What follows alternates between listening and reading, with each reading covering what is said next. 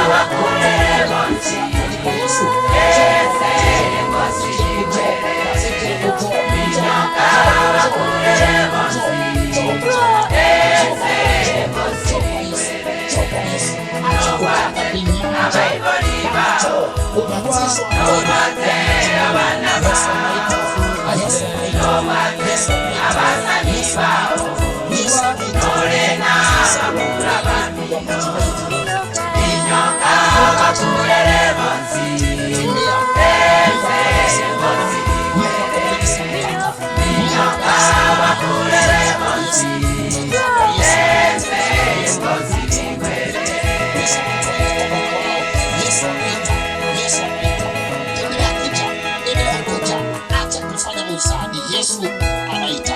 Ngoja niwaambie rafiki zangu, nataka niwaambie rafiki zangu ya kwamba ubatizo ni ondoleo la dhambi.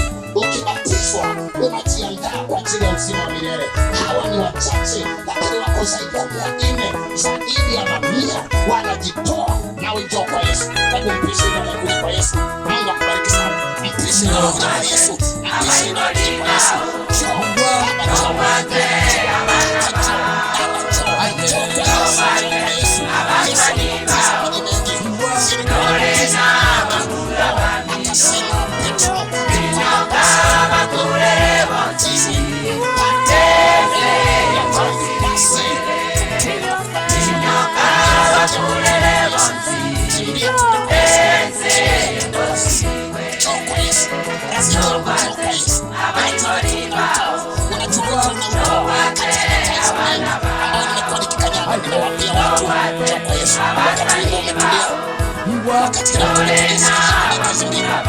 Nilipokuwa Kongo, nilihubiri habari za ubatizo. Niliongea kama navyosema leo ya kwamba ndugu zangu, ulimwengu wa dakika za mwisho utaleta mafundisho mengi, utaleta uongo aina nyingi, hasa kwa kuwa wanagurumia. Shetani anajua kwamba asiyeamini na kubatizwa hataona. Sasa zimekuja batizo za tofauti kabisa. Hata nyinyi mnaona mtandaoni, eti mchungaji anakuja na nyoka, anakuzungushia na kwambia umebatizwa. Eti wanakuja watu na mioto, unakuwa moto umebatizwa, na kama roho umebatizwa. Shetani anawadanganya watu, anaweka mabatizo ya uongo, anataka waangamie. Na mimi nimekuja kuambia watu wa kanisa ya kwamba ubatizo wa kweli ni ubatizo wa maji mengi. Jamani, Bwana asifiwe sana. Hebu kama unanielewa shangilia useme amen. Nataka nikwambie kwa kuwa tunajenga umoja wa kwenda mbinguni, ikiwa yuko mchungaji mwenzangu, ikiwa yuko mshiriki mwenzangu wa kanisa lolote Keruka ambaye atakuja na jibu kwamba ubatizo upo mwingine mbali na ubatizo wa maji na roho, huyo nitampa kesho 5,000 ya Kenya. Na pasta anaongeza 5,000. Kwa hiyo shida yenyewe ya pesa imekaa hivi. Kama unalo fungu njoo tukupatie mtaji uendeshe biashara. Lakini kama hakuna, mwambie Bwana, nataka huo ubatizo wako ambao wewe Yesu ulibatizwa. Jamani, Bwana asifiwe. Kama unamwelewa mchungaji sema amen. Sema tena amen. Kuna mtu ametuongeza tena pasta hapa. Tuko pasta hapa amesema yeye 10, kwa hiyo utapewa 20,000 ya Kenya. Washiriki watamununulia gari na funguo ikiwa wako na hilo fasi. Oyo.